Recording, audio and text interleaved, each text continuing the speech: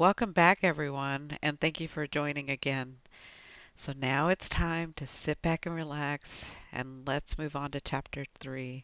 I do apologize for my cadence. I haven't read this book before, so just bear with me. I'll relax into it and it'll get better. Here we go, chapter 3. I gazed at the silvery moon peeking over the tips of the trees visible through the open window in the tower room of the attic. The cold night wind made the apartment pretty chilly, but it was nice where I was bundled up by the antique stove. So I leaned over to glance at the notebook sitting on the coffee table in front of my Uncle Gideon, completely ignoring the bid he was throwing in my direction. Are those new haikus? I'd love to hear them. Bryn, I don't think you came up here to listen to my haikus. You don't know that, I said, straightening in my chair. I love haikus. Seriously, read them to me. He looked at me skeptically. I'm not sure now is the appropriate time. I could use the distraction. He eyed me a moment longer, then reached for the notebook, adjusting his glasses on his nose. They're still a bit rough, and I'm not sure I've weeded out all the extra syllables. Just read. Well, if you insist. He adjusted his weight in the leather armchair. Long year winding down. Colors blazed then turned to ashes. Wood piles awaken. That's lovely, Gideon, I said, stealing a glance at my watch. Oh, did you like that? I did. The last bit of light was draining from the sky. It would be time soon. What else do you have? He cleared his throat. When does fall's promise slip from the light into shadow, shorten the days? Beautiful. Keep going. This is one of my favorites. I have tasted fall. It is a warm cup of tea. Too quickly it cools. Love it. Which part did you like? Was it the coffee? Yes, I mumbled, chewing the side of my thumbnail. My aunts would be calling me any second. Definitely the coffee. I love coffee. He tossed the notebook to the table and folded his arms across his chest. Tea! I mean tea! Oh no, I'm sorry, Gideon. I slumped back in my chair. It's not the haikus. They really are beautiful. I must be too distracted by everything to truly appreciate them. He pulled his glasses off to get a better look at me. Bryn, you know I have to ask. I shook my head quickly. You don't have to. There isn't a law or anything. He chuckled and directed his gaze over to the open window in the large exposed brick wall, probably awaiting Dog's return. I pulled the throw I had around my shoulders more tightly to me. Besides, I think you already know the answer. He looked back at me with a gentle smile. I suppose I do. I guess that was just my inelegant way of bringing up the topic. Inelegant was not a word I would use to describe my uncle. He didn't spend a lot of time or attention on his appearance, given he never left the attic. But there was something about his manner that was always very elegant and kind and sweet. Well, in answer to your question, no, I have not tried. I took a deep breath, waiting for the question we both knew was coming next. Are you planning to? There's no point. All the witches in the Warren family had different affinities. It didn't mean they couldn't do magic outside their talent, but it was a little like being a specialist in a particular area. Izzy, of course, was a kitchen witch. While I was growing up, she always used to tell me there was very little difference between recipe and a spell. Both were simply a set of instructions for how to put ingredients together in order to make something magical. And when directions weren't followed, well, we've all messed up a dish. Or in Izzy's case, turned someone's skin a very pale shade of green. It had only happened once to me, right before the sprinkling dance of my senior year. But, it's fine. Now, usually, most everything Izzy cooked came out just right. Ivywood Hollow's breakfasts were legendary in the B&B community.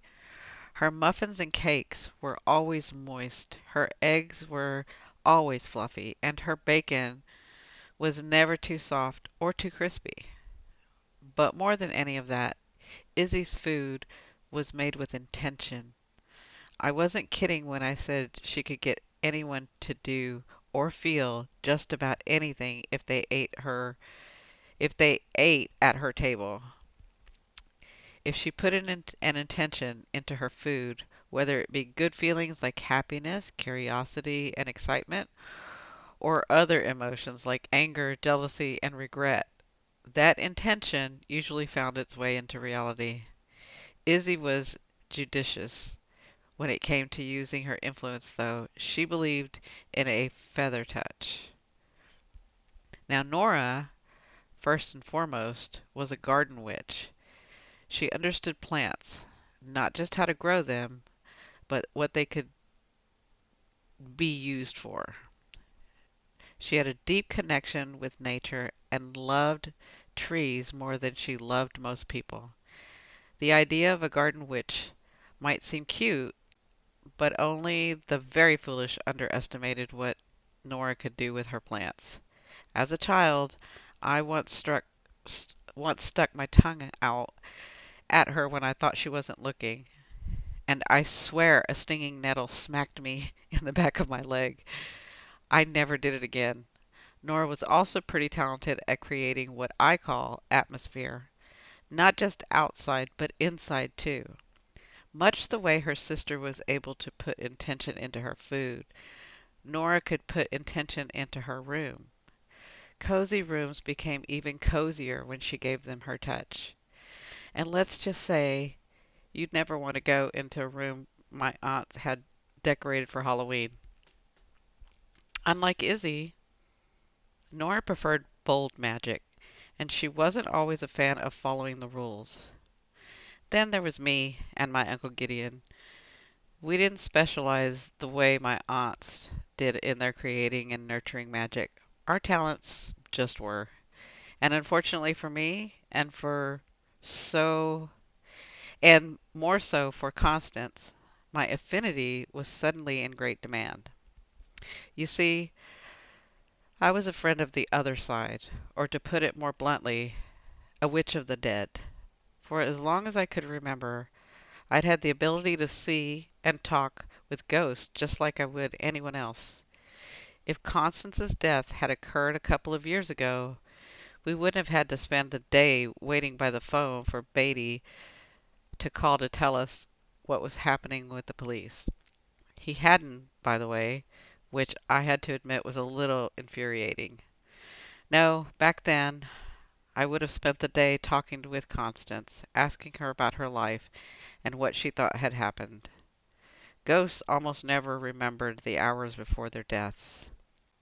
But that was who I used to be. All that changed when I lost my husband, Adam. I know what you're thinking, I said, catching my uncle's eye. How exciting. What am I thinking? You're thinking I should try. You're thinking toads gathering where a person died could be a very bad sign. You're thinking if I talk to Constance's ghost, there's a good chance I could clear the whole matter up pretty quickly. He plopped his chin on his fist. I had no idea my mind was so busy. But it's not that simple, and you know it. Please, go on, he said, waggling his eyebrow. What else do I know? I frowned at him. You know I haven't seen a ghost in a very long time. His face creased with sadness. But Bryn, have you really tried? I threw up my hands. Why does everybody keep asking me that? Don't you see? I never had to try before. My ability, it's gone. And even if I could reach Constance, You know ghosts don't always have the answers. Of course not. Don't you of course not me. His eyebrows shot up. That was a very judgy of course not. A twinkle came back to his eye. I apologize. And that's a fake apology. I sank back into the depth of my chair. You look like your mother when you pout. I smiled, but I couldn't muster much enthusiasm to go behind it. I wish I could explain it better. It's just. I cut myself short with a sharp breath. I think I'm done trying. I don't want to try anymore. Gideon looked away. He knew exactly what I was talking about. He had long felt the same way. Growing up, I had been raised to believe our family's magical powers came with responsibility. The Warren witches had always looked over the town of Evanfall, helping where they could. It was a legacy I had been proud of. But now, Nora was right when she said I didn't want to help anymore. At least not in the way my family wanted me to. Well, my dear, Gideon finally said, I'm certainly in no position to tell you what to do. And I suppose we'll all know soon enough if the toad has anything to say about what happened to the unfortunate Constance Graves, regardless of our actions. Ah, dog. Our conversation was interrupted by the flapping of wings and Dog's thin talons scratching against the frame of the open window. Sorry. Bryn tells me you have been a very naughty bird. Dog looked over at me indignantly.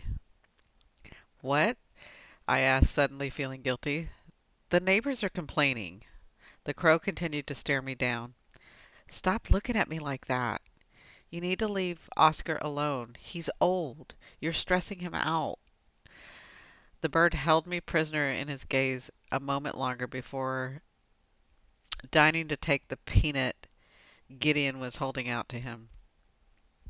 I've been doing some reading on crows, my uncle said, using the side of one finger to smooth down the feathers of Dog's back. Did you know some believe they are messengers of the dead? He looked over at me when I didn't answer. Maybe he should talk to Constance then, I answered moodily. Gideon chuckled. Just like your mother. Suddenly, a distant voice came up through the floorboards. Bryn! It's time! You'll be joining us, won't you, darling? My uncle gave me a look that seemed to ask, will you? I put my hands on the armrest of my chair to push myself up. I'll join them, but I'm not Gideon? My uncle had gone still, his eyes focused on something far away. Do you see something? That was Gideon's gift and his curse. He could see both into the past and the future. Yes, Nora and Izzy could catch glimpses of things that were about to happen, but they could only see seconds ahead. Gideon could see years, maybe even longer. He didn't like to talk about it. Unfortunately, my uncle didn't have much control over the content of his visions. And worse yet, he couldn't always change what he saw. He had learned that the hardest way possible. You'd better go down, he said with a forced smile. I got to my feet. That doesn't sound good. Oh, and take this. He reluctantly passed me a pillow from the sofa. Put it in front of the small china buffet in the sunroom. It might help. Okay. I took the pillow and held it against my chest. I don't suppose you want to tell me why? And I don't suppose you want to try to reach Constance's ghost. Wow, I said, raising my eyebrow at him. It's like that, is it? He chuckled. It's like that. I smiled back at him and headed for the stairs. Your haikus really are wonderful, Gideon. It's far too late for flattery now, he answered, giving me a wink. Next time, you'll positively have to drown me in praise if you expect me to forgive you. I promise I'll... Bryn! A voice shouted from the floor below. I'm coming! I yelled back far more testily than I should have. I climbed down the spiral steps, giving my uncle chuckling behind me, or sorry, leaving my uncle chuckling behind me. I think it's dark enough, Izzy said, bustling around the parlor without really doing anything. Now we just need to go in there and have a look. The there was the sunroom. I was initially going to put the toad in the kitchen, but Izzy was not at all fond of that idea, so I had to come up with another option. Luckily, I had been able to find an old hamster cage in the garage. Not that that was too much of a surprise. The garage had pretty much everything you might need. Most witches had a minor problem with collecting, but my aunts and I were pretty good at staying on top of it, even if the garage did look like a secondhand store. Once I had found the cage, I lined it with dirt and grass, and I left it with the toad inside on a shady table in the small glass walled room. I had purposefully left the lights on. The three of us stood in the parlor, staring at the sunroom, while Faustus sat in the threshold, seemingly waiting for us to get on with it. Before we go in, Nora said, we need to discuss what we're going to do if we discover the worst. Oh, and I hadn't thought of that. Izzy stopped pacing with a sudden jerk. What will we do? We can't exactly go to the police, but we can't ignore it either. Well, I said matter-of-factly, in the extremely, extremely unlikely event the toad shows us something, I was thinking I would go into town tomorrow alone and talk to Theo about Constance. Maybe we could find out more about her life and lead the police in the direction that might help. Suddenly, I was blinded by a mass of curly hair. Izzy had ambush hugged me, and was now rocking us both back and forth. Going into town to see Theo? That's wonderful. But you heard the part about me going alone, right? Certainly, whatever you want. I'm just so proud of you, darling. I smiled. I was kind of proud of myself, too. I hadn't gone into town in months, especially not to the bookstore, and while it wasn't going to be easy, I really thought it was, well, progress. What are you doing? Nora whacked her sister on the arm. Stop it! Nora apparently had a different opinion. Izzy turned to look at her. What? The bookstore? Oh, whoopee-doo, Nora said. Do you think you're ignoring the more obvious issue Bryn should be tackling? Izzy turned away from me and whispered as though I couldn't hear her. Baby steps, Nora. Baby steps. Baby steps? She's a grown woman. I slowly backed away to let the two of them bicker and headed for the sunroom with Gideon's pillow. I really didn't need to hear them discuss how best to parent me anymore. Their styles were never going to change. Izzy had always been overly proud of every little thing I had ever done, while Nora always seemed to think I wasn't quite living up to the magnificent potential she believed I possessed. It didn't matter that I was an adult now. Once a parent, always a parent, I guess. Regardless, I was pretty happy about my plan. I was done going back and forth with my family about what I should be doing.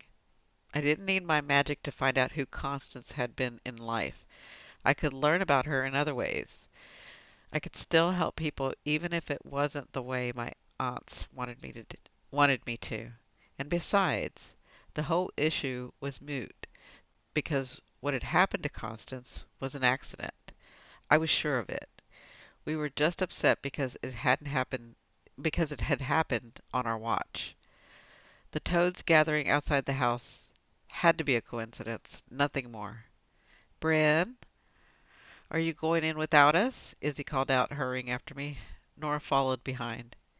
And what are you doing with that pillow? Gideon gave it to me, I said, placing it in front of the small china buffet with the claw feet. Faustus gave it a sniff. Oh dear, Izzy said, stepping to the other side of the room. That doesn't bode well. Faustus, you might want to get away from there. The cat gave her a look and then moved along. This is ridiculous, Nora said dryly. What exactly are we expecting to happen? If everyone's ready, I'm just going to turn off the lights. Hang on, I said. I want to check on Precious. Precious? Nora asked, her hand resting on the antique light switch. You named the toad? Don't judge me, I said. I know it's a bad name, but you're the one who made me set it all up in the cage, and it kept looking up at me with those big black thrusting eyes, and the only thing more tedious than the name itself is the story behind the name. Let's just get on with this, shall we? We shall, Izzy said firmly and in a lower tenor voice. Another one of Izzy's quirks was that she often got quite serious whenever we were about to do something witchcraft related, and her voice took on a deep timbre, much to Nora's annoyance. It was usually kind of funny, but tonight it was particularly amusing, given what we were about to do wasn't exactly spell work. Thankfully, no, we were just going to take a look at a toad, and maybe what the toad left us behind in the cage. What most humans don't know, or rather can't see, is that some creatures, amphibians in particular, like to feed on strong energy. Emotional energy was a big favorite, and when they fed on strong energy, that energy had to go somewhere, and oftentimes you could see remnants of said energy in, well, the poop. That's right. We were going to look at the toad's poop in the dark. You could only see what we were looking for in the dark. Izzy took a loud, deep breath. Let's take a moment to cleanse our energy before we begin the sacred examination. Nora rolled her eyes. Nora rolled her eyes so hard she practically shuddered. I mimicked Izzy's deep breath, if for no other reason than to bug Nora. Izzy spread her hands wide. Now, let us take another moment to thank Precious for. The lights clicked off. Oh, sorry, sister, Nora said. My finger must have slipped. Now let's see what the toad has been up to. Izzy and I crept in the dark towards Precious's cage. We were already nervous given what we might find, and it didn't help matters that the sunroom had a peculiar feel to it in the dim light. Its shadows stretched across the floor. I don't see anything, do you? Izzy asked softly. No, nothing, I murmured. Why are you two whispering? Nora asked at a full voice.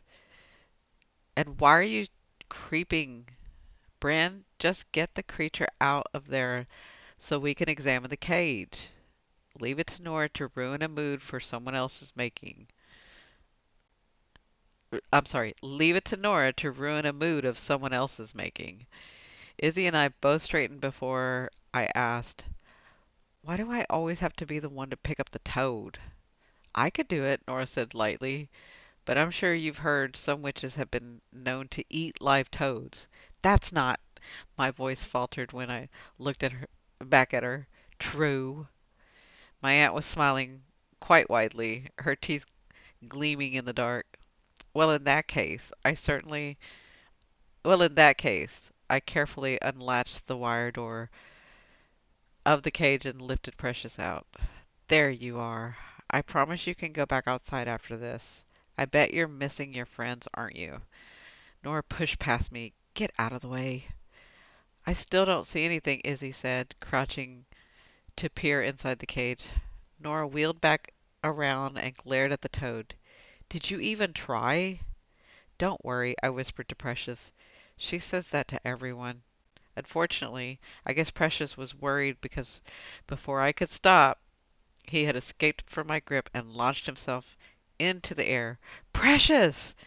Both my aunts jumped back, but it was Nora who let out the high-pitched squeal and bumped into the china buffet. All the dishes rattled, but they settled just as quickly. I almost breathed a sigh of relief, but then I saw the antique vase resting on the top of the cabinet teeter side to side. Uh-oh. I reached for it just as it toppled over. Luckily, it landed perfectly on the pillow below.